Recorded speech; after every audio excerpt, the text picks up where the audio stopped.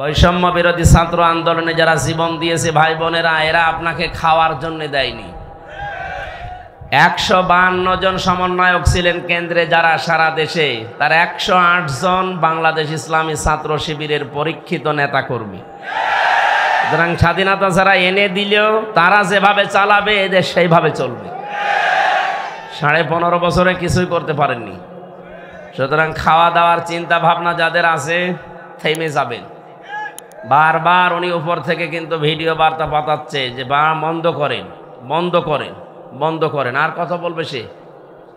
সুতরাং তার নাম নিয়ে, তার দলের নাম নিয়ে এখন যারা খাওয়ার ধান্দায় নেমেছেন, আপনি যদি না থামেন, আজকেও কুষ্টিয়াতে 2 গ্রুপের মারামারি হয়ে কয়েকজন হাসপাতালে বেডে কাতরাচ্ছে।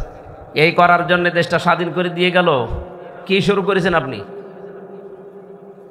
আপনি অত্যাচারিত হয়েছিলেন, জুলুমের শিকার হয়েছেন, আমরা জানি। আপনার চাইতে কি আর অত্যাচারিত মানুষ দেশে নেই?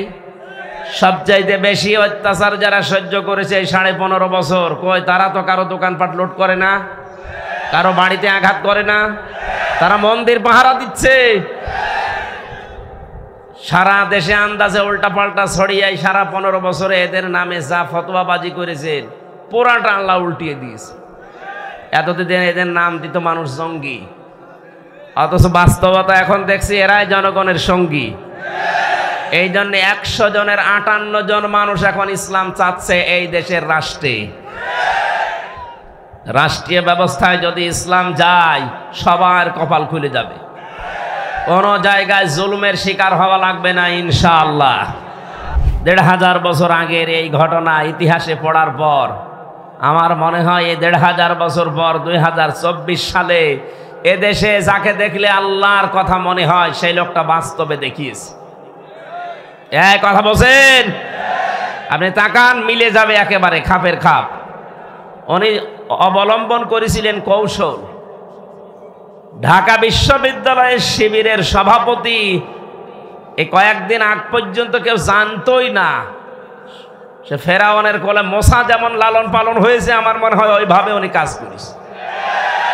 তারে তো এদেশের প্রতিটি জনগণের অন্তত সংবর্ধনা দেওয়ার দরকার ছিল এই কৌশল অবলম্বন করার কারণে। আর না, অনেক মুনাফিক, অনেক জালেম এখন উল্টাপাল্টা ফতোয়া দিচ্ছে। হ্যাঁ, কেন? এতদিন তার পরিচয় গোপন ছিল, এতদিন মাথায় তুলে আপনি নাচিয়েছেন। এখন পরিচয়টা দেওয়ার পরে আপনার কি সমস্যা? কি? আমি চাই এদেশে ছাত্র দল যেমন প্রতিষ্ঠিত হোক, আমি চাই এদেশে চরমনার আন্দোলনের যারা ছাত্র আছে, ইসলামী শাসনতন্ত্র আন্দোলনের ছাত্র যারা, তারা প্রতিষ্ঠিত হোক। আমি ওইভাবে, আমার মন উদার, এজন্য চাই ইসলামী ছাত্র শিবির এদেশে ওইভাবে প্রতিষ্ঠিত হোক। আমার তো ছেলে নেই, আমার মেয়ে আছে। আমি চাই আমার মেয়েদেরকে মানুষের মতো মানুষ করার জন্য একটা সংগঠনের দেশে আমার মন মতো আছে, আমি ধাঁচে ধাঁচে পরীক্ষিত, সেটা ইসলামী ছাত্রী সংস্থা। আমি আপনাকে গ্যারান্টি দিচ্ছি, যদি শেষ বয়সে বৃদ্ধাশ্রমে যেতে না চান, যদি নিজের ছেলে নিজের মেয়েকে নেশাগ্রস্ত অবস্থায় দেখতে না চান, ইসলামী ছাত্রী সংস্থা, ইসলামী ছাত্র শিবিরে নির্দ্বিধায় দিয়ে দেন। আমি গ্যারান্টি দিচ্ছি এই 2টা কাজ জীবনে পাবেন না। একমাত্র ছাত্র সংস্থা বাংলাদেশে একটাই, অন্যগুলো আছে ইসলামী যারা আছে, কিন্তু এটা আমি পরীক্ষিত, এদের ভেতরে কোনো নেশাখোর নেই। আপনি আল্লাহর ওলি দেখার জন্য সেই বরিশাল চলে যান, আল্লাহর ওলি দেখার জন্য চলে যাচ্ছেন সেই চট্টগ্রামে, সিলেটে। কিসের আল্লাহর ওলি?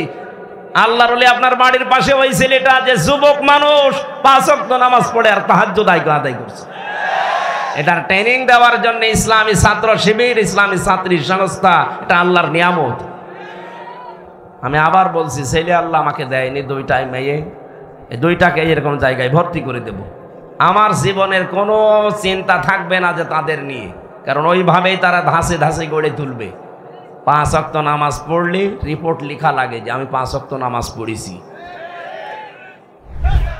ইন্নাল হামদালিল্লাহি ওয়াসসালাতু ওয়াসসালামু আলা রাসূলিল্লাহ, আম্মা বাদ, ফাউযু বিল্লাহি মিনাশ শাইতানির রাজীম।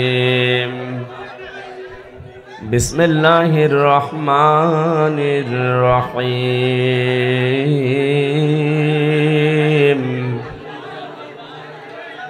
তাবারাকাল্লাযী বিয়াদিহিল মুলকু ওয়া হুয়া আলা কুল্লি শাইইন কাদির।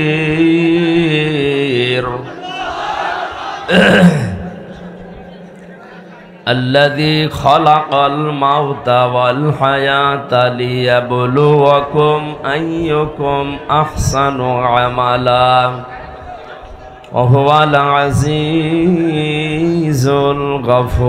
الغفور صدقت يا ربنا عن أبي هريرة رضي الله تعالى عنه قال قال النبي صلى الله عليه وسلم يسروا ولا تعسروا إلى آخر الحديث رواه ابن ماجه وقال تعالى في شان رسوله إن الله وملائكته يصلون على النبي يا أيها الذين آمنوا صلوا عليه وسلموا تسليما اللهم صل على مولانا محمد وعلى آل سيدنا مولانا بلغ العلا بكماله كشف الدجى بجماله حسنت جميع خصاله صلوا عليه وآله اللهم آمين ربنا ظلمنا أنفسنا وإن لم تغفر لنا وترحمنا لنكونن من الخاسرين এ বিশাল আসমানের মালিক, বিস্তীর্ণ জমিনের মালিক, এ বিশাল সৃষ্টির তুলনায় আমাদের এই হাত দুইটা বড় ছোট্ট। তোমার মুখের পবিত্র বাণী কোরআনে কারীম শোনার জন্যে আল্লাহ তাআলা এই প্রতিকূল পরিবেশেও বাড়ি ঘর ছেড়ে দিয়ে এই খোলা ময়দানে আমরা দাঁড়িয়ে বসে আছি। মেহেরবানি করে এটা নাজাতের ওসিলা বানিয়ে দাও। এ মাহফিলের আয়োজন যারা করেছে, কষ্ট করে যারা এসেছে, কিয়ামতে যখন বিচার হবে এটা আমাদের নাজাতের মাধ্যম বানিয়ে দিও আল্লাহ। या रब करम तो अगर करे ओ बात जुबा को जो दिल पर असर करे रब्बना तक़ब्बल मिन्ना इन्नका अंतस समीउल अलीम व तुब अलैना इन्नका अंतत तव्वाबुर रहीम सुब्हान रब्बिका रब्बिल इज्जति अम्मा यसिफून व सलामुन अलल मुरसलीन अल्हम्दुलिल्लाहि रब्बिल आलामीन। মুআজ্জাজ মুহতারাম সম্মানিত সভাপতি,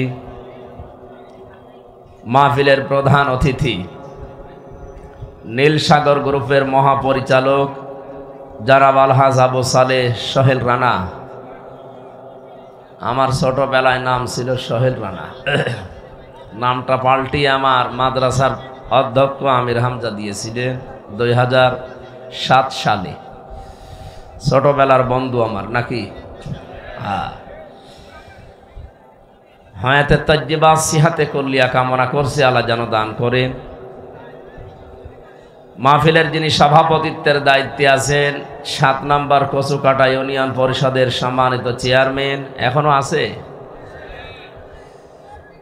আমার আরাফাতের ভাই আলহাজ আব্দুর রউফ চৌধুরী, সহ সভাপতি জনাব আবু তাহের আলী, অনেকগুলো মানুষের নাম এখানে আছে, বিশেষ করে শাহজালাল শাহ, মখলেসুর রহমান মাস্টার, মুশফিকুর রহমান মুসু নাকি, জনাব আবু সুফিয়ান, জনাব মোহাম্মদ আব্দুল হাই, মখলেসুর রহমান মাস্টার, আলহাজ শামসুল হক, অনেক মানুষের নাম দিয়েছেন। তো একটা একটা করে এখন মেলা রাত 11টা বাজে, আমরা দোয়া করছি ওয়ারাফা'না লাকা যিকরাক, আপনারা বলেন আমিন। যে অবস্থায় আছেন আসলে কষ্ট। জোহরের পর থেকে বৃষ্টি হচ্ছে, অনেকে হয়তো কাদার ভেতরে দাঁড়িয়ে আছেন, বসে আছেন। ধৈর্য ধরেন, সবর করেন, আজকের ইবাদতটা ডবল ইবাদতের সওয়াবে পরিণত হবে ইনশাআল্লাহ। এতক্ষণ যিনি আলোচনা রাখলেন ঝিনাইদহ থেকে আগত জনাব মাওলানা হাফিজুর রহমান জিহাদি, আলোচনা রেখেছেন আপনাদের পাশের জেলা দিনাজপুরের কৃতি সন্তান মাওলানা হারুনুর রশিদ, সম্মানিত পরিচালক জনাব নওশাদ হোসেন।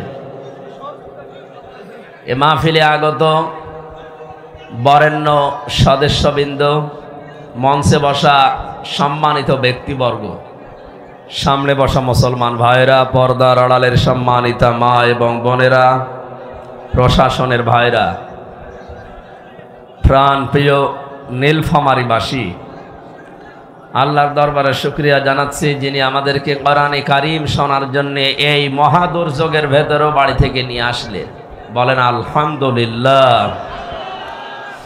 আমি এর আগে এপ্রিল মাসের 29 তারিখে এসে এই পুলিশ ভাইদের ভয়ে পালিয়েছিলাম। সে এই ভোটটা খেত দিয়ে কি অবস্থা ছিল বলেন তো ওই সময়। যেই লোকটা এই কাজের সাথে জড়িত ছিল সে কি তানভীর নাকি জানো, সে লোকটা এখন জেলখানায় আছে। তার নাকি এই বাম কান ছাত্ররা নষ্ট করে দিয়েছে। সুবহানাল্লাহ বলছি, কারণ এই লোকটার কারণে আমি ওই দিন এই হাজারো মানুষকে কোরআন শোনাতে পারিনি। আমার বাবার কথা শোনার জন্য এসেছিলাম, কোরআনের কথা শোনানোর জন্য আয়োজন ছিল, কিন্তু উনি কি কার ইশারায় কি করেছিলেন জানি না। যাদের ইশারায় করুক আমরা সব টের পেয়েছি। যাদের ইশারায় করেছিল সেই লোক এখন লাল দালানি আছে। নাম রেখেছিল তো ভালো, আসাদুজ্জামান নূর। এর নামটা পুরা পাল্টিয়ে দেওয়া দরকার। না, শুধু ওসি সাহেবের দোষ ওই দিন ছিল না, আমি পরে খোঁজ নিয়েছি। ওনাকে দিয়ে এটা করাতে বাধ্য করেছিল যেই লোক, আমি তো নাম নিলামই তার। কোনো মানুষ যখন পাপ করতে করতে একেবারে সর্বশেষ চূড়ায় পৌঁছিয়ে যায়, তাকে আল্লাহর হেদায়েত দেয় না। কথা বোঝেন? সারাটা জীবন জেনা ব্যভিচারে কাটিয়েছে। এই যে সিনেমা করা, নভেল নাটক করা, এ কি ভালো কাজ? সব সময় জেনার ভেতরে থাকা লাগে। পরনারীর দিকে আপনি সব সময় তাকিয়ে আছেন, তার হাত ধরছেন, আরো বাকিটা নাই বললাম। এই সমস্ত কাজে সারা জীবন যে কাটিয়েছে তারে আল্লাহ কোনোদিন ভালো বানায়? তারে তো হেদায়েত দেওয়ার আর কথা না। এই জন্যে আল্লাহ তারে আর হেদায়েত দেবে না বলে আমরা মনে করি, কারণ আল্লাহু লা ইয়াহদিল কওমাজ জালিমিন। আল্লাহ জালেমদেরকে এখন পথ দেখাচ্ছেন না, ভবিষ্যতেও তিনি দেখাবেন না। যেহেতু বড় বড় জালেম যারা সবই পালিয়েছে, মাঝারি জালেম আর ছোট জালেম যারা ছিল এরা এখন সব তওবা করে ফিরে আসতেছে। আজকেও দেখলাম এক জেলাতে প্রায় 250-র উপরে তাওবা করে কালেমা পড়ে মুসলমান হচ্ছে। মনে হচ্ছে যে ওরা এতদিন অন্য ধর্মে ছিল। আমার বংশের, আমি তো কুষ্টিয়ায় বাড়ি, আমার বংশের প্রায় 100 জনের 98 জন এই জালেমদের দোসর ছিল। আমি যে 3টা বছর জেলে ছিলাম, কোনোদিন তারা জিজ্ঞাসাও করে নাই আমার বাবারে যে ছেলেটা জেলে আছে না কোথায় আছে। ওরা না কারো টিপ্পনি কাটতো যে ঠিকই হয়েছে। অথচ 5 তারিখে আগস্টের বিকাল 5টা বাজার পরে দেখি সব কল দিচ্ছে, ভাতিজা কোথায়? কুষ্টিয়ায়। আমরা সব মুসলমান হব। মুসলমান হব মানে আমরা সব এখন জামাতে ইসলামই করি। আপনি এই 4.5 ঘন্টার ভেতরে পাল্টিয়ে গেছেন। যেভাবে অন্তত শুরু হয়ে গেছে সারা দেশে। গত পরশু দিনের জরিপ পেয়েছি, আল জাজিরার একটা জরিপ এসেছে বাংলাদেশ সম্পর্কে। এদেশে এখনো 100 জনের 14 জন মানুষ, এই যে 850 বছর আগে পালিয়েছিল লক্ষণ সেন, তার বোন পালিয়েছে 850 বছর পর। এই মহিলাকে এখনো পর্যন্ত 100 জনের 14 জন নাকি সাপোর্ট করছে এই দেশে। কারা আছে আমরা জানি। দালালি যা করেছেন বন্ধ করবেন আশা করছি। জনগণের সামনে পড়লে কিন্তু আর মাথা থাকবে না কল্লার উপরে। দ্বিতীয় রিপোর্ট এসেছে 100 জনের 28 জন। এই মানুষগুলো এখন খাওয়ার জন্য চেষ্টায় আছে। এটা বন্ধ করা দরকার। বৈষম্য বিরোধী ছাত্র আন্দোলনে যারা জীবন দিয়েছে ভাই বোনেরা, এরা আপনাকে খাওয়ার জন্য দেয়নি। 152 জন সমন্বয়ক ছিলেন কেন্দ্রে যারা সারা দেশে, তার 108 জন বাংলাদেশ ইসলামী ছাত্র শিবিরের পরীক্ষিত নেতা কর্মী। সুতরাং স্বাধীনতা যারা এনে দিলেও তারা যেভাবে চালাবে এদের সেইভাবে চলবে। 15.5 বছরে কিছুই করতে পারেননি। সুতরাং খাওয়া দাওয়ার চিন্তা ভাবনা যাদের আছে থেমে যাবেন। বারবার উনি উপর থেকে কিন্তু ভিডিও বার্তা পাঠাচ্ছে যে বন্ধ করেন, বন্ধ করেন, বন্ধ করেন। আর কথা বলবে সে? সুতরাং তার নাম নিয়ে, তার দলের নাম নিয়ে এখন যারা খাওয়ার ধান্দায় নেমেছেন, আপনি যদি না থামেন, আজকেও কুষ্টিয়াতে 2 গ্রুপের মারামারি হয়ে কয়েকজন হাসপাতালে বেডে কাতরাচ্ছে। এই করার জন্য দেশটা স্বাধীন করে দিয়ে গেল। কি শুরু করেছেন আপনি? আপনি অত্যাচারিত হয়েছিলেন, জুলুমের শিকার হয়েছেন, আমরা জানি। আপনার চাইতে কি আর অত্যাচারিত মানুষ দেশে নেই? সবচাইতে বেশি অত্যাচার যারা সহ্য করেছে এই 15.5 বছর, কই তারা তো কারো দোকানপাট লুট করে না, কারো বাড়িতে আঘাত করে না, তারা মন্দির পাহারা দিচ্ছে। সারা দেশে আন্দাজে উল্টাপাল্টা ছড়িয়ে সারা 15 বছরে এদের নামে যা ফতোয়াবাজি করেছেন পুরাটা আল্লাহ উল্টিয়ে দিয়েছে। এতদিন এদের নাম দিত মানুষ জঙ্গি, অথচ বাস্তবতা এখন দেখছি এরাই জনগণের সঙ্গী। এই জন্য 100 জনের 58 জন মানুষ এখন ইসলাম চাচ্ছে এই দেশের রাষ্ট্রে। রাষ্ট্রীয় ব্যবস্থায় যদি ইসলাম যায় সবার কপাল খুলে যাবে। কোন জায়গায় জুলুমের শিকার হওয়া লাগবে না ইনশাআল্লাহ। এই গ্যারান্টি কোরআন দিয়েছে 1500 বছর আগে। ফামান তাবিআ হুদায়া ফালা খাউফুন আলাইহিম ওয়ালা হুম ইয়াহজানুন। এটা যদি দায়িত্বে নিয়ে যেতে পারেন, এ কোরআনকে অনুসরণ করে যদি ব্যক্তি থেকে শুরু করে আন্তর্জাতিক জীবন পর্যন্ত আমরা চালাতে পারি, কোনো ভয় থাকবে না। যারা ভয় দেখাতে চাচ্ছে তারাই ভয় পাবে ইনশাআল্লাহ। কোনো চিন্তা থাকবে না। কিসের ভয়, কিসের চিন্তা? মানুষ যে বিষয়গুলোতে ভয় পায়, এই ভয়গুলো আল্লাহ নিজের পক্ষ থেকে দূর করে দেবে। যেগুলো নিয়ে চিন্তা করে আল্লাহ নিজে ওই চিন্তাগুলো থেকে দূর করে তাকে নিরাপত্তা দেবে। ফালিয়াবুদু রাব্ব হাযাল বাইত আল্লাযী আত'আমাহুম মিন জু ওয়া আমানাহুম মিন খাউফ। আমরা আমাদের রবের ইবাদত যদি মন মতো আরম্ভ করে দেই, যে সমস্ত ভয় আছে, ক্ষুধার ভয়, চিন্তা আছে, রাস্তায় বের হলে না জানি আবার খুন হয়ে যায় কিনা। চাচা এরশাদ বলেছিল না, ঘরে থাকলে খুন, বাইরে গেলে গুম। সে অবস্থা থাকবে না ইনশাআল্লাহ। আমরা শুধু এখন দেখতে চাই 100 জনের 58 জন যেহেতু চাচ্ছে দেশে ইসলাম আসুক, তাও 1 মাস এই 17-18 দিনের ব্যবধানে, বাকি কিছুদিন যেতে দেন। এদেশের 100 জনের 100 জন মানুষ চাইবে দেশে ইসলাম ছাড়া অন্য কিছু চলবে না ইনশাআল্লাহ। বাস্তবতা যারা আছে এখন দায়িত্বে, তাদের একটু সময় দেন, যৌক্তিক এবং সম্মানজনক সময় তাদেরকে দেন, তারা যেন একটু গুছিয়ে নিতে পারে।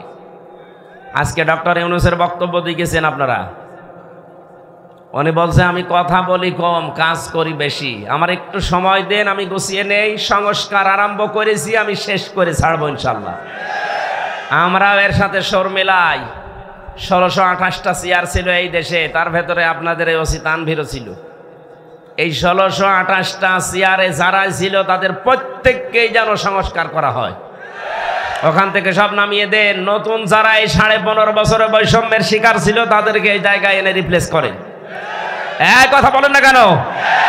এটা যতদিন না হবে যেগুলো ছিল সবগুলো জালেমদের দোষ। শুধু নীলফামারী না, সারা দেশের অবস্থা একই। 100 জনের 65 জন প্রায় এই 1 মাস 17-18 দিনে পরিবর্তন হয়ে গেছে অলরেডি।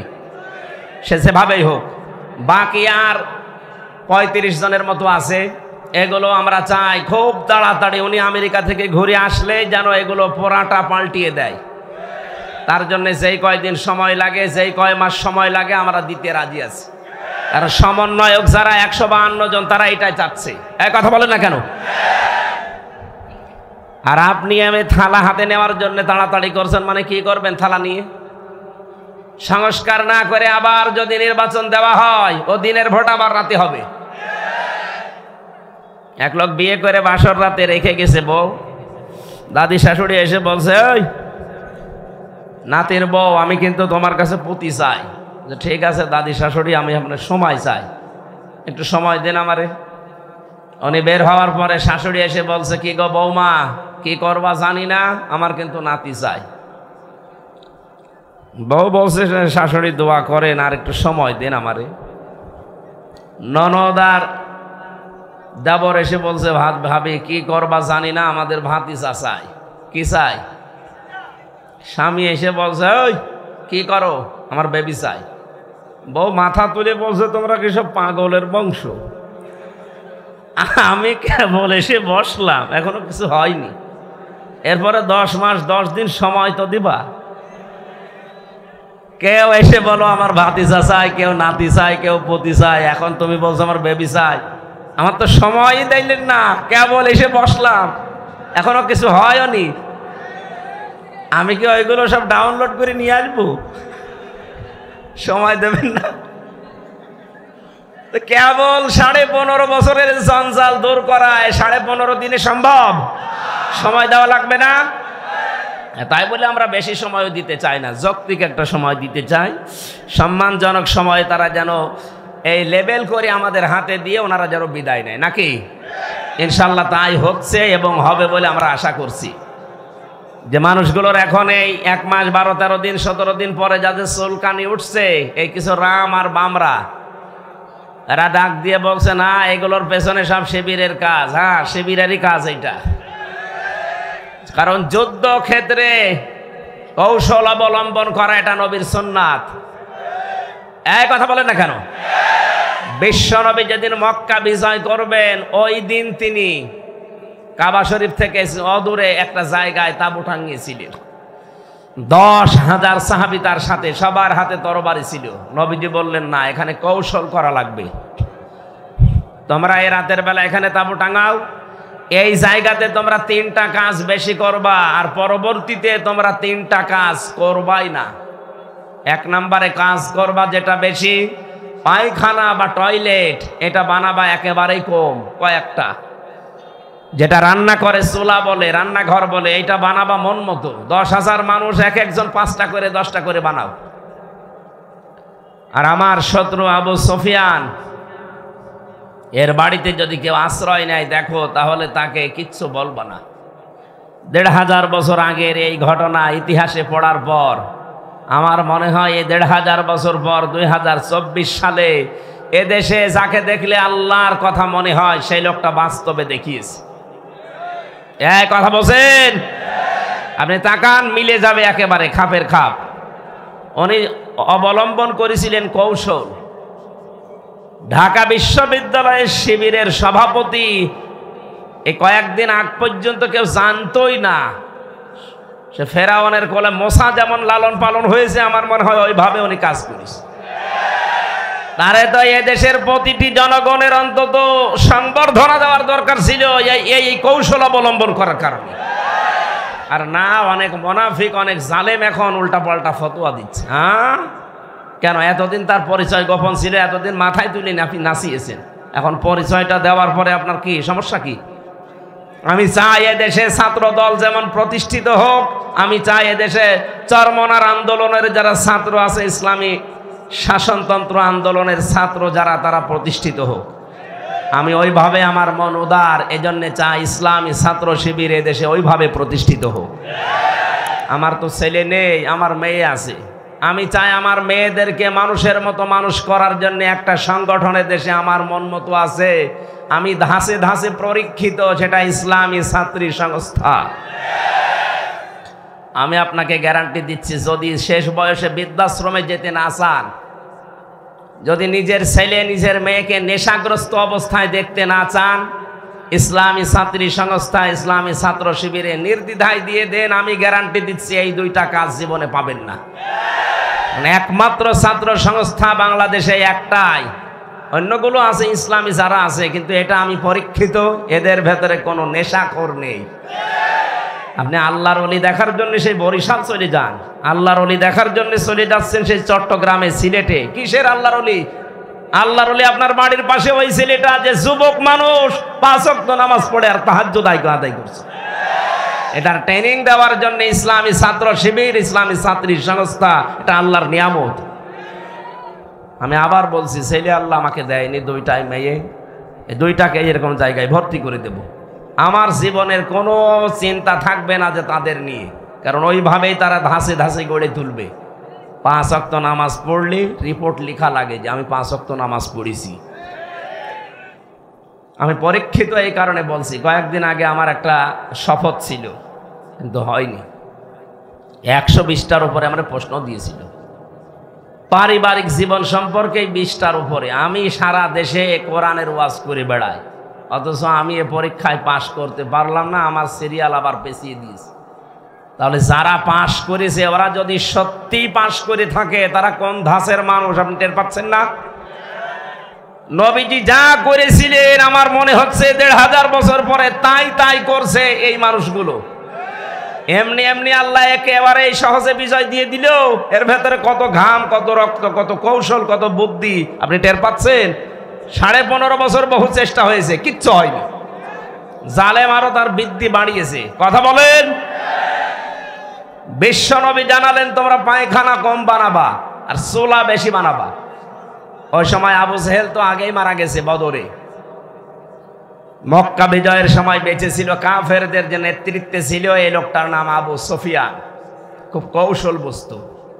রাতের বেলা গোয়েন্দাদেরকে 4 জনকে পাঠিয়েছে, যা তো দেখ মোহাম্মদ এসেছে নাকি মক্কা বিজয় করার জন্যে, লোকজন কেমন আছে এটা একটু দেখে আয়। ওরা রাতের বেলা একটু হাফসা হাফসা দেখে, পাহাড়ের পাদদেশ থেকে তাকিয়ে দেখছে মানুষ আর কয়জন তো জানে না তাঁবুর ভেতরে, শুধু চুলা গুনতেছে। রান্নাঘর 1 2 3 4, মানে এক একজন মানুষ বানিয়েছে 8টা 10টা করে। 10,000 মানুষ যদি 5টা করেও বানায়, বলেন কত?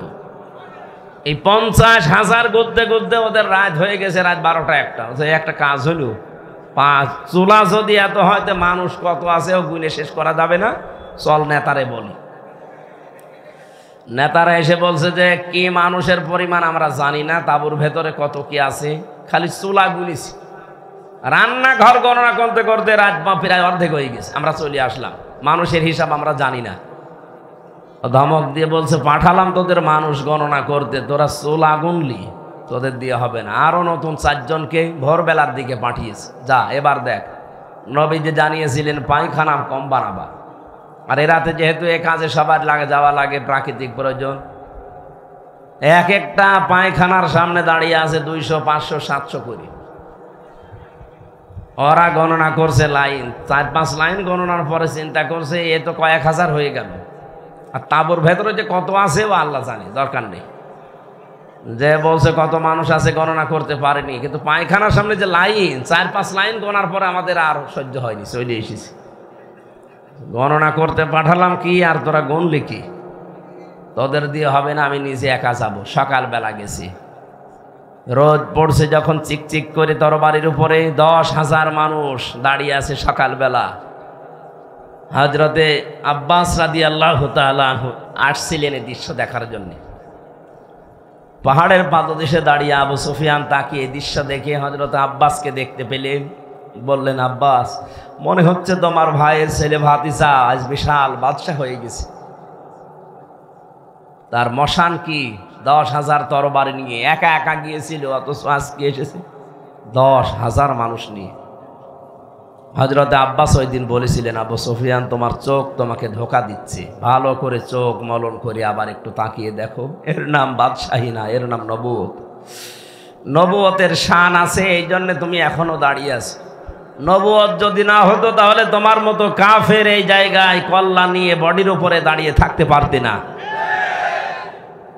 আগস্টের 5-এর পরে যারা ইসলাম বোঝেন না তারা কিন্তু উল্টাপাল্টা শুরু করেছিলেন, কিন্তু সত্যিই যারা ইসলাম বোঝে 152 জনের ভেতরে 108 জন যারা তাকান তো, তারাও ঠিক এইটাই কায়েম করেছে। এই মামলায় তো মানে বাড়িতেও রাখা যায় না, জান্নাতে রাখা দরকার। আর আমারে ওরা ফাঁসির কন্ডেম সেলের ভেতরে 24 ঘন্টা তালা লাগিয়ে আবার সিসি ক্যামেরা দিয়ে রাখে, যেন আমার সাথে কেউ যেন কথা না বলে। মাওলানা মামুনুল হক আর আমারে এত কষ্ট দিয়েছে, রিমান্ডে তো দিয়েছে মাটির নিচে নিয়ে জেলখানার ভেতরে।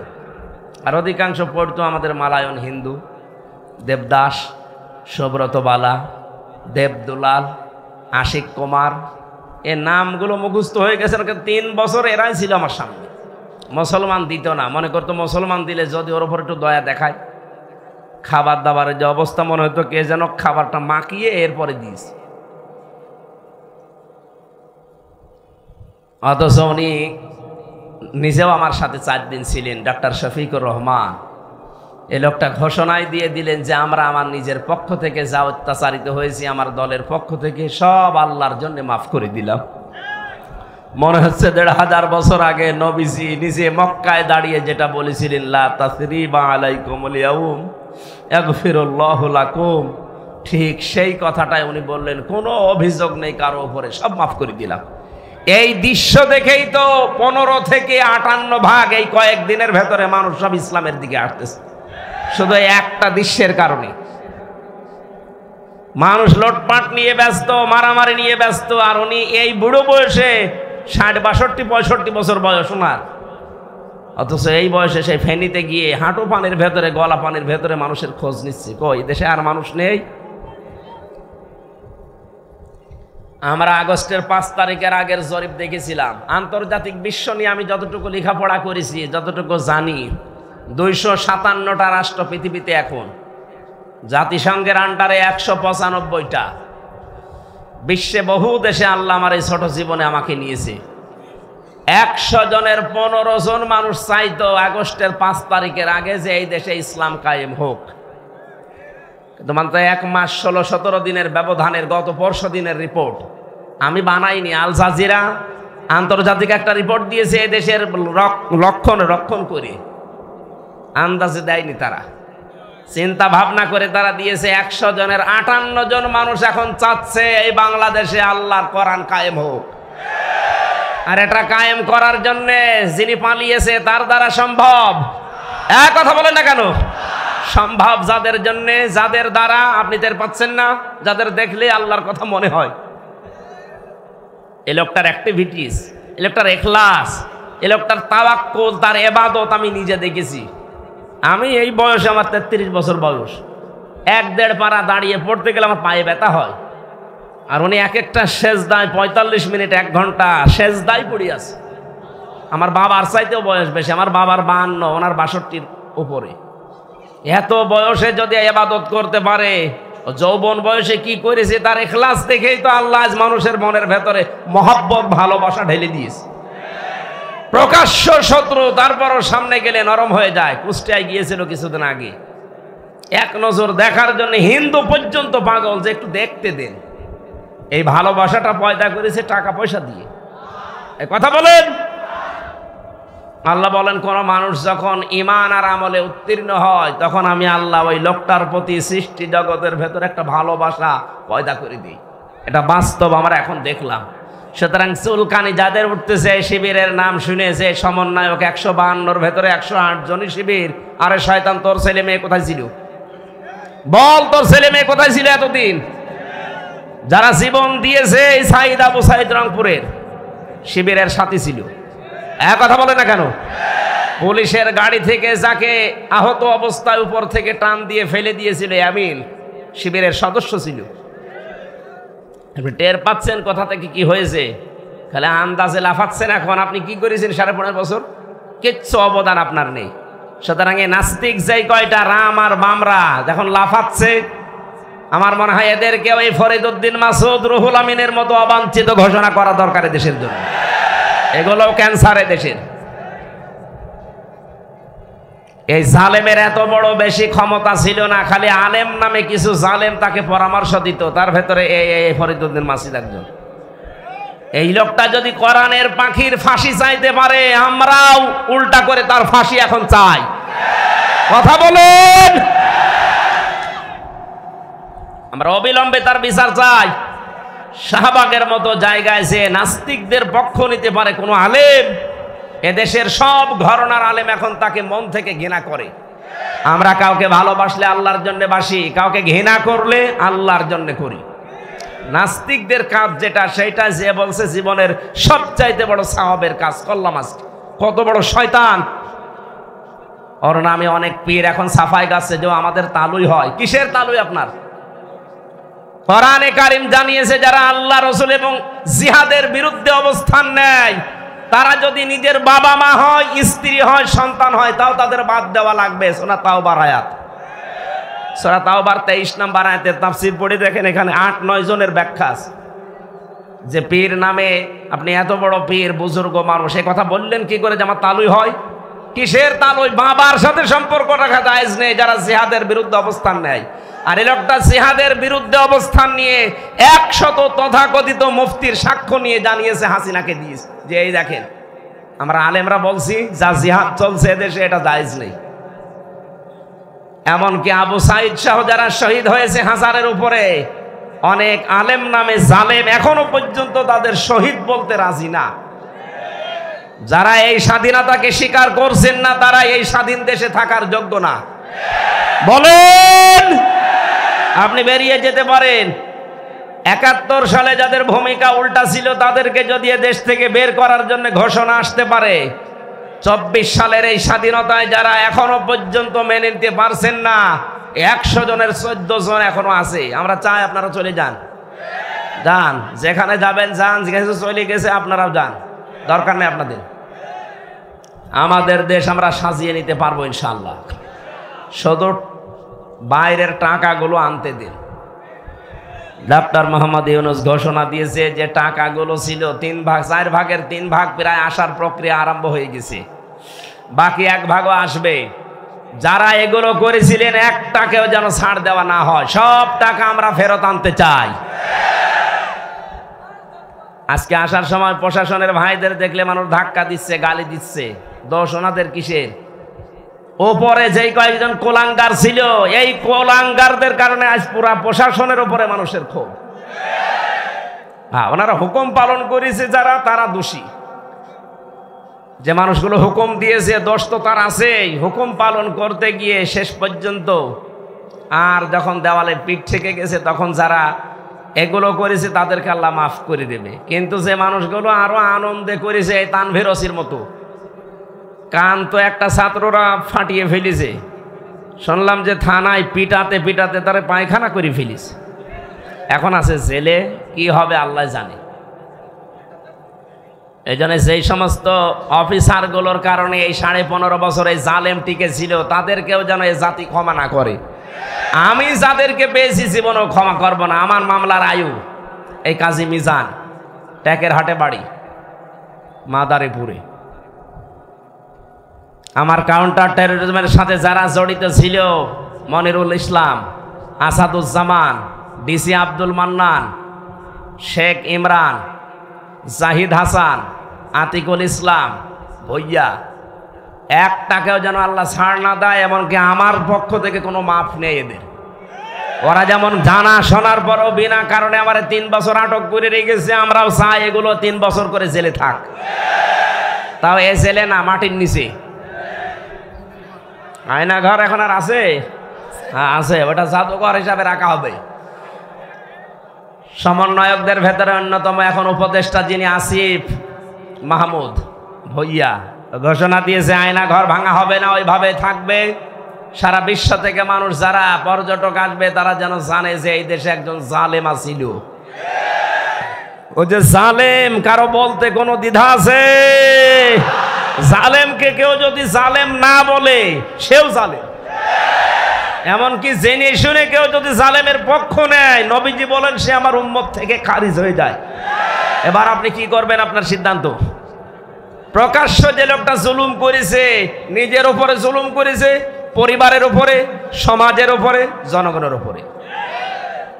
জালেমদের কোনো ক্ষমা আমরা করলেও হবে না, কারণ আল্লাহ নিজে মামলা দেবে জালেমের বিরুদ্ধে।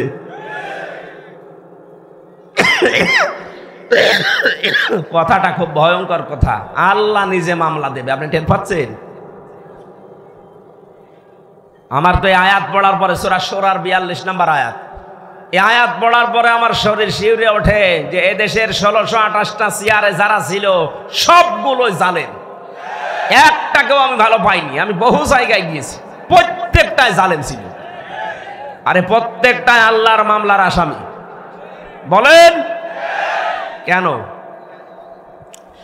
সূরা আলে ইমরানের 168 নম্বর আয়াতে আছে, 78 নম্বর আয়াত, ওয়ালা ইয়াহসাবান্নাল্লাযীনা কাফারু আন্নামা নুমলি লাহুম খায়রুল লিআনফুসিহিম ইন্নামা নুমলি লাহুম লিয়াজদাদু ইসমা ওয়ালাহুম আযাবুম মুহিন।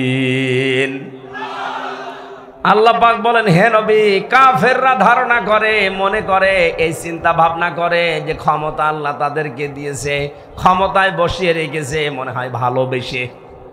অথচ না, তাদের এই ক্ষমতা দিয়ে যে জুলুম অত্যাচারগুলো হয়, আমার আল্লাহ বলেন আমি তাদের পাপ পরিপূর্ণ হয়ে যাক এইটা চাই, আর হয়েছেও তা। 15.5 বছরে পাপ একেবারে খাপের খাপ মিলে গেছে, আর জায়গা নেই।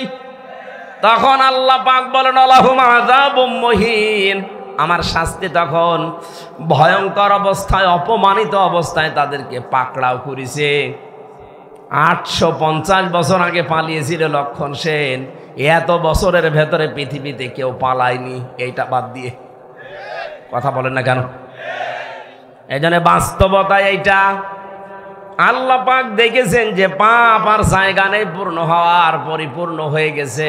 তখন আল্লাহ ধরেছে একেবারে ধরার মতো, যারেই ধরে তারে এত অপমান করে, পৃথিবীতে এত অপমান কেউ হয়নি। আপনারা বলেন ওরা যারা ফাঁসি দিয়েছে, হ্যাঁ ফাঁসি যারা দিয়েছে, যে মানুষগুলো ফাঁসি হয়েছে প্রত্যেকেই বীরের মতো জীবন দিয়ে গেছে। আমাকে যে কারারক্ষী পাহারা দিত তার ভেতরে একজন আমি মুসলমান পেয়েছিলাম, কুতুবউদ্দিন, রাজবাড়িতে বাড়ি। বের হওয়ার কিছুদিন আগে আমারে বলছে, হামজা ভাই, আমি ওই সময় পাহারায় ছিলাম শহীদ মীর কাশেম আলীর, ওনাকে যেদিন ফাঁসি দেওয়া হবে সকাল রাত 10টা 1 মিনিটে, সন্ধ্যার সময় আমার ডিউটি শুরু হওয়ার পরে বললাম, স্যার আপনারা 3 ঘন্টা পরে ফাঁসি, আপনি প্রস্তুতি নেন। উনি আমারে বলছে, কারারক্ষী ভাই 3 ঘন্টা তো অনেক সময়, আপনি 2 ঘন্টা ঘুমালাম, আপনি আমারে ডাক দিয়ে 1 ঘন্টা আগে। আপনি আল্লাহর ওলি খুঁজে পান না? মাওলানা মামুনুল হক জেলখানায় আমার পাশের রুমে 3টা বছর মাঝে মাঝে এই কথা আমাকে জানাতো, হামজা ভাই এতদিন পর্যন্ত উল্টা পাল্টা ধারণা আমিও করেছি, এখন বাস্তবতা এসে দেখছি এদেশের সবচাইতে আল্লাহওয়ালা এবং ইমানদার মানুষ যাদের ফাঁসি দেওয়া হয়েছে জামাতের, তাদের যে ইমান কোন পর্যায়ে এটা মাপার ক্ষমতা আমারও নেই। আমিও মানুষ হিসাবে মাঝে মাঝে ধৈর্যহারা হয়ে যায়। কিন্তু কি শোনালো কারারক্ষী, 3 ঘন্টা পরে যার ফাঁসি সে লোকটা বলছে আমি 2 ঘন্টা ঘুমালাম, আপনি আমারে ডাক দিয়েন। তার ঘুম আসে কি করে? আমরা ঘুমের বড়ি খেয়ে আমার ঘুম আসতো না, তাও তো আমার কোনো চিন্তা নেই। আর তার নিজের ছেলে ব্যারিস্টার আরমান গুম হয়ে আছে 8 বছর, তার স্ত্রী ওই সময় অসুস্থ, তার দলীয় লোকগুলো সব পালিয়ে পালিয়ে বেড়াচ্ছে, কেউ জেলখানায় ভর্তি আছে। বাংলাদেশের ভেতরে একটা ম্যাগনেট ছিল, 1000 লক্ষ মানুষের কর্মসংস্থান তৈরি করে দিয়েছে। সেই লোকটা মাত্র 3 ঘন্টা পরে ফাঁসি বলছে আমি ঘুমালাম। দেখলাম ঠিক 2 ঘন্টা পরে ডাক দিলাম, উনি উঠলেন, গোসল করার পরে ওযু করার পরে এসে নামাজ শেষ করে আমারে বলছে এবার চলেন। চলেন মানে আপনি যদি নিয়ে যেতে না পারেন তাহলে জল্লাদকে ডাক দেন, কারণ সময় আর বেশি নেই, মনে আছে শ্বশুর বাড়ি যাবে, তাড়াতাড়ি করছে। আমার ওই সময় আমাকে কারারক্ষী বলেছে, ভাই আমার তো মনে এখনো পর্যন্ত বিশ্বাস হয় না যে উনি ঘুমাইলো কি করে, ওনার এত চিন্তায় ঘুম আসলো কি করে। আমি বলেছিলাম কুতুব ভাই ঘুম কেন এসেছে আমি বুঝতে পেরেছি। সূরা হামিম সেজদার 30 নম্বর আয়াতে আল্লাহ 1500 বছর আগে তার ঘুমের কাহিনী জানিয়েছেন।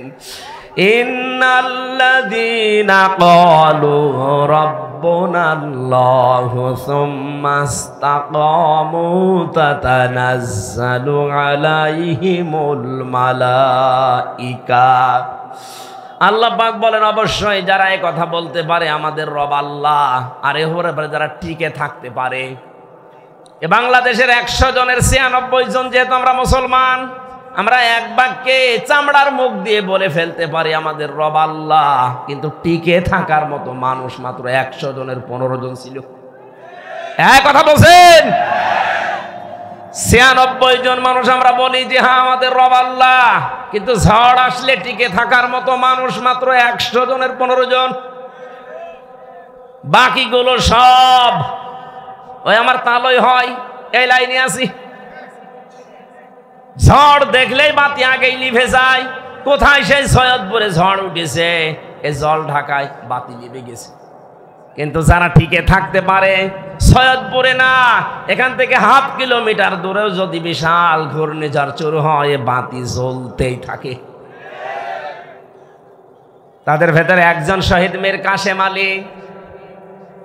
এই লোকটাকে যখন আল্লাহ একজন আছে, তিনি আমাদের রব, এবং টিকে থাকার মতো ঈমান আল্লাহ দেখলেন যে হ্যাঁ টিকে আছে, আল্লাহ পাক বলেন তখন তার বিপদে আমি আল্লাহ ফেরেশতা পাঠাই। এ কথা কার? আরো জোরে বলেন। এটা যে প্রমাণ হয়েছে এই দেশে, সেই কথাটাই শোনালাম। কেন ওই লোকটা ওই সময় এ কথা বলল যে আমি 2 ঘন্টা ঘুমাই? আপনি কি স্বাভাবিক মনে করছেন? বলতে আমার যত সহজ লাগছে, বিষয়টা এত সহজ না, কারণ আমি নিজে তো পরীক্ষিত।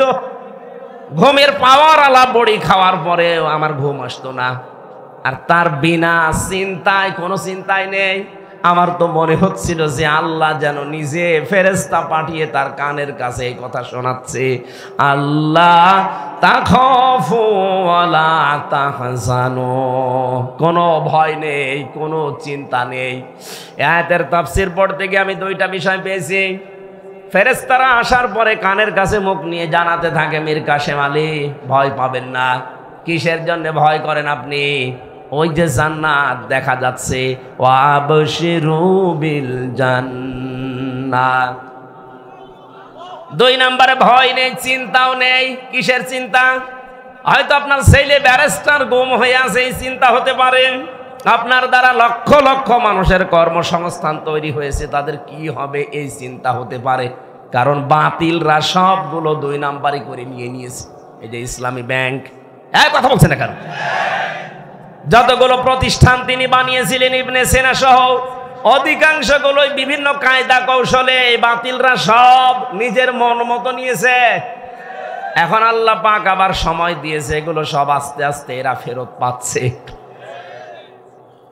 ইসলামী ব্যাংক এখন আবার দাঁড়িয়ে যাবে, কারণ যত টাকা আপনি আত্মসাৎ করেছেন সব এখন ফেরত নেওয়া হচ্ছে। চিন্তা করবেন না, এই মানুষগুলো নিয়ে আপনার দলীয় লোকজন সব পালিয়ে বেড়াচ্ছে, কেউ জেলখানায় ভর্তি আছে, আপনার স্ত্রী অসুস্থ, কোনো চিন্তা নেই। সবগুলো আমার আল্লাহ নিজের হাতে তুলে নিয়েছে। এই কারণেই তিনি মনে হয় বলছিলেন, ভাই তাড়াতাড়ি করে আমার নিয়ে চলেন, আমি জান্নাত দেখতে পাচ্ছি। আল্লাহর ওলি আমরা খোঁজার জন্য কত জায়গায় টাকা পয়সা খরচ করি, এ মানুষগুলোর অ্যাক্টিভিটিস আমি নিজে দেখতে পেয়েছি, এই কারণে শোনালাম। আল্লাতি কুনতুম তুআদুন, যার ওয়াদা আল্লাহ নিজে করেছেন, নাহানু আউলিয়াউকুম ফিল হায়াতিদ দুনিয়া ওয়া ফিল আখিরাহ। ফেরেশতারা যেন এসে বলে, আমরা আপনাদের বন্ধু ছিলাম দুনিয়ায়, বন্ধুই যদি না হবে, মাত্র 1000-এর উপরে জীবন দিয়ে গেল কিছুদিন আগে। আমার তো মনে হচ্ছে শুধু শহীদ আবু সাইদ না, রায়হান, মুগ্ধ, ইয়ামিন না, এদের সাথে আল্লাহ আবাবিল পাঠিয়েছিলেন। কয়েক ঘন্টার ব্যবধানে যে এত পরিবর্তন হয়ে যাবে। কুষ্টিয়াতে আমার সামনে 5 তারিখে 14 জন মারা গেছে, 1টার আগে। 1:30টার সময় যখন উনি পালাচ্ছে শুনলাম, কে যেন আমাকে জানিয়েছে। পরবর্তীতে শুনলাম যে ওর পরে আরো 2 জন মারা গেছে, 16 জন। ওই পর্যন্ত যারা গুলি চালিয়েছিলেন তাদের কোনো ক্ষমা নেই। তার ভেতরে একজন ছিল আমার বাড়ির নিচে, ওরে যদি জনগণ পায় কুষ্টিয়াতে পিটিয়ে মেরে ফেলবে। আপনি তো নিজেও জানতেন যে উনি পালিয়েছে 1:30টার সময়, 4টা পর্যন্ত গুলি চালালেন কার হুকুমে বলেন? বাড়িতে এসে দেখলাম যে তালা মারা, উনি নেই, আজও নেই, কালও নেই, কোথায় গেছে ও জানে, ওর আল্লাহ জানে। আমি যে কথা বলার জন্য ছোট্ট কাহিনীটা বললাম, সত্যি কোনো মানুষ যদি আল্লাহকে রব বলার পরে টিকে থাকতে পারে, মহান আল্লাহ তাকে যে সাহায্য করে জমিনে, এটা আমরা নিজে দেখেছি। এই জন্য আমাদের ঈমান যা ছিল আল্লাহ আরো বাড়িয়ে দিয়েছেন, বলেন আমিন। এটা যেন টিকে থাকে। আমরা মুনাফিকি করতে চাই না। এই দেশ এখন ইসলামপন্থীদের হাতে সবচাইতে বড় নিরাপদ, এটা প্রমাণ হয়ে গেছে। ইসলাম যাদের কাছে নেই তাদের কাছে দেশ নিরাপদ না। তারা সুযোগ পেলে মারিং কাটিং করবে, বেঁচেও দিতে পারে। কিন্তু যাদের কাছে ইসলাম আছে তারা এ দেশ জীবন দিয়ে হলেও রক্ষা করবে। তার প্রমাণ আবু সাইদ। এই কথা বলে না কেন? সুতরাং আমরা চাই 58 জন যখন হয়ে গেছে, আর কিছুদিন সময় দেন, এ দেশের 100 জনের 100 জন চাইবে যে দেশে ইসলাম ছাড়া আর কিছু চলতে দেব না ইনশাআল্লাহ। যারা দায়িত্বে আছে এরা যেহেতু অধিকাংশগুলো মুসলমান, আল্লাহ এই মানুষগুলোকে যেন ওমরের মতো পাল্টিয়ে দেন। জোরে বলেন না কেন আমিন। পৃথিবীতে ভালো কাজ বলে আমরা যারা অনেক দরবার থেকে, অনেক জায়গা থেকে, অনেক দল থেকে ভালো কাজের এই শব্দটা নিয়ে চিল্লাপাল্লা হয়। ভালো কাজ কোনটা, এইটা আজকে কোরআন দিয়ে আমরা জানবো। এরপরে সামনে আমাদের জীবন ওই ভালো কাজে লাগাবো ইনশাআল্লাহ। সূরা মুলকের 2টা আয়াত পড়েছি। প্রথম আয়াত আল্লাহর একত্ববাদ, আল্লাহর পরিচয়, বড়ত্ব, মহত্ব, গুরুত্ব, এই সমস্ত বিষয় নিয়ে আলোচনা আছে, আমি ওইটাই গেলাম না। দ্বিতীয় আয়াতে আছে আল্লাহ রাব্বুল আলামিন বলেন, আল্লাযী খালাকাল মাউতা ওয়াল হায়াতা লিয়াবলুয়াকুম আইয়ুকুম আহসানু আমালা ওয়া হুয়াল আজিজুল গফুর। বলেন আমিন। রাব্বুল আলামিন বলেন সূরা মুলকের 2 নম্বর আয়াতে, তিনি সে আল্লাহ যিনি তোমাদের মউত আর হায়াত বানিয়েছেন একটা পরীক্ষা করার জন্যে, যে সবচাইতে বেশি ভালো কাজ করে তার কাছে যেতে পারে। আমরা যেহেতু সবাই যাওয়া লাগবে, এটা আপনি যেতে চান আর না চান যাওয়াই লাগবে, এটাই ফাইনাল। কথা বলেন। যাওয়ার আগে আল্লাহ দেখতে চাই আইয়ুকুম আহসানু আমালা, সবচাইতে ভালো কাজকে তার কাছে নিয়ে যেতে পারে। আল্লাহ কিন্তু আমাদের কাছে বেশি কাজ চান না, তিনি ভালো কাজ চান। তাফসীর পড়তে গিয়ে আয়াতের তাফসীরে হক্কানিতে পেয়েছি, কোন মানুষ যদি কোনো কাজকে ভালো কাজ হিসাবে রূপ দিতে চায়, 4টা বিষয় লাগবে। আপনি আমি ভালো কাজ মনে করে করলে ওটা ভালো হবে না। ওটার শর্ত কয়টা? 4টা। বলেন বলেন। 1 নম্বরে ভালো কাজ করতে হলে ওই বিষয়ে জ্ঞান লাগবে, যেটা আরবিতে এলেম বলে। যে কোনো কাজ করার আগে ওই বিষয়ের জ্ঞান অর্জন করা লাগবে আগে। 2 নম্বরে আপনার নিয়ত হওয়া লাগবে পরিশুদ্ধ। দুনিয়ার মানুষকে দেখে ভালো বলবে, কে খারাপ বলবে না। এই কাজটা আমি করছি আমার মালিকের জন্যে। জোরে বলেন আল্লাহু আকবার। 3 নম্বরে কাজ করতে গেলে যদি বাধা বিপত্তি আসে, ধৈর্য ধারণ করা লাগবে। 4 নম্বরে এই কাজের ভেতরে ইখলাস লাগবে। বলেন কি লাগবে? এই 4টা বিষয় আমি বাস্তবে অনেকের ভেতরে পাচ্ছি, এজন্য তাদের কাজগুলো আমার কাছে ভালো মনে হয়। আজ দেখেন এই দেশে কত মানুষ কত কাজ করার পরে ভালো কাজ বলে চালিয়ে দিচ্ছে, কিন্তু কাজটা সম্পর্কে সঠিকভাবে তথ্য জানা না থাকার কারণে কাজটা হওয়ার আগেই ভেঙে পড়ছে। কুষ্টিয়ায় মেডিকেল কলেজ বানিয়েছে। আমি যখন জেলখানায় ছিলাম পত্রিকায় দেখলাম নাকি ছাদ ভেঙে পড়ে একজন অসুস্থ আহত অবস্থা। দেখেন কাজটার জন্য কত কোটি টাকা বাজেট হয়েছিল, কিন্তু ভালো কাজ হয়নি। রডের বদলে হয়তো বাঁশ দিয়েছিল। কথা বলেন না কেন? আল্লাহ আপনার কাছে বেশি কাজ চান না, আল্লাহ চান ভালো কাজ। বলেন তো কি কাজ? ভালো কাজের প্রথম শর্ত ওই বিষয়ে জ্ঞান লাগবে। বাংলাদেশ জামাত ইসলামী আর ইসলামী ছাত্র শিবির, ইসলামী ছাত্রী সংস্থা, আমি যা দেখেছি বাস্তবে এইটাই চাচ্ছে। যাকে যেই লাইনে ওঠাতে চায় ওই লাইনের অভিজ্ঞ করে তুলে দিচ্ছে। আপনি বিচারপতির লাইনে, অ্যাডভোকেটের লাইনে, আইনজীবীদের লাইনে, ডাক্তারের লাইনে, ব্যবসায়ীর লাইনে, যে লাইন বলেন আপনি তাকান, জামাত ইসলামী শিবিরের লোক যে লাইনে আছে দেখবেন ওই বিষয়ে খুব অভিজ্ঞ। আমি তো তাই পেয়েছি। অ্যাডভোকেটদের ভেতরে এখন সারা দেশে একজনের নাম শোনা যায় বেশি, অ্যাডভোকেট শিশির মনির, শিবিরের কেন্দ্রীয় সেক্রেটারি ছিল। সুবহানাল্লাহ বলতে পারেন নাই? অন্য কত বড় বড় দলের, রাজনৈতিক দলের কেন্দ্রীয় সেক্রেটারি, সভাপতি তো আমরা দেখতে পাচ্ছি, তাদের এখন সব থৈলের বিড়াল বের হচ্ছে। শরীয়তপুরের একজন, নাম নিলাম না, সে ছিল বাংলাদেশ ছাত্রলীগের সভাপতি। তার যে কত টাকা এই 15 বছরের ভেতরে হয়েছে সে জানি আর আল্লাহ জানে। কোন এই মানুষগুলো দায়িত্ব পায়নি কোনোদিন। এদেরকে আপনি একটু দিয়ে দেখেন তো, যার 10,000 টাকা নিয়ে দায়িত্ব দিয়েছেন, 20 বছর পালন করার পরে 11,000 হবে না, 10,000 চাইতে আরো কমবে। কারণ এই কাজের অভিজ্ঞতা তাদের সবচাইতে বেশি। চিকিৎসা বিভাগের দিকে তাকান, আমি তাকিয়ে দেখেছি ফরিদপুরের ডাক্তার শাহিন জাদ্দার, খুলনার ডাক্তার মতিয়ার রহমান, চট্টগ্রামের ডাক্তার আশিকুর রহমান, যতগুলো ডক্টর আমরা পাচ্ছি সব এই বিষয়ের এক একজন সর্বোচ্চ অভিজ্ঞতা সম্পন্ন।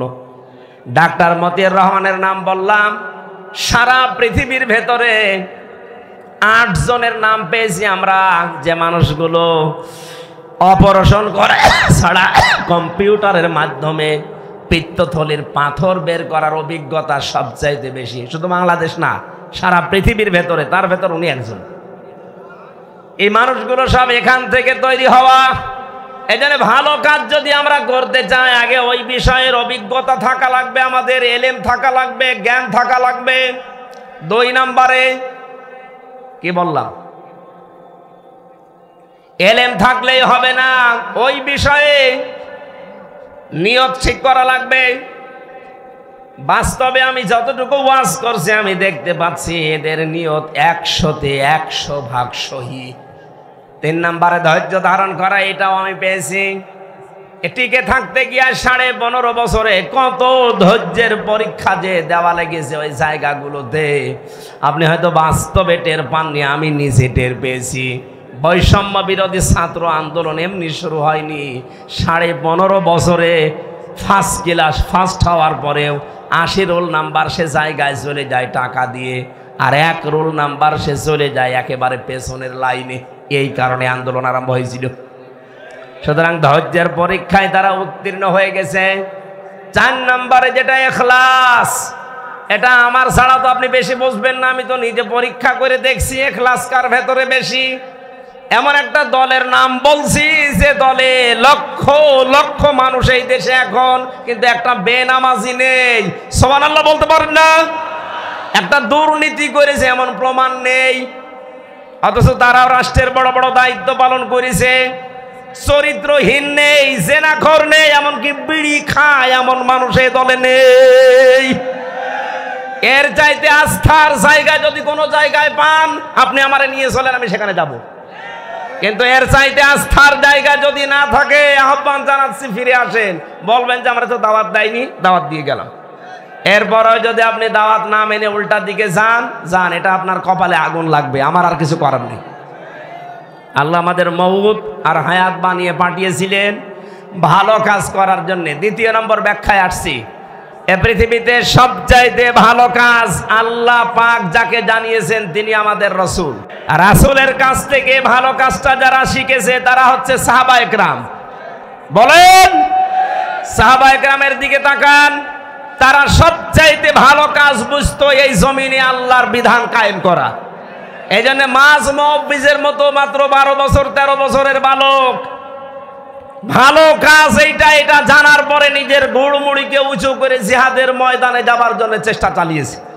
যেহেতু এটা এখন ভালো কাজ পৃথিবীতে, আমরা চাই আল্লাহর এই জমিনে 56,000 বর্গ মাইলে আল্লাহর বিধান কি করে কায়েম করা যায় সেই চেষ্টা করা, এটা ভালো কাজ। এটা কি কাজ? এর জন্য যদি সময় দেওয়া লাগে, এর জন্য যদি টাকা পয়সা খরচ করা লাগে, এই ভালো কাজ করতে রাজি আছেন না নেই? আজ 53 বছর বাবা চালিয়েছে, স্বামী চালিয়েছে, চাচা চালিয়েছে, বোন চালিয়েছে, ম্যাডাম চালিয়েছে, শুধু এখন দেখতে বাকি আছে আল্লাহর এই কোরআন দিয়ে দেশ চললে কেমন দেখা যায়। আমার বড় আশা এটা দিয়ে বাংলাদেশ চলছে, এটা যেন আমি দেখে মরতে পারি। কারা কারা এটা জান দেখি, লিল্লাহে তাকবীর।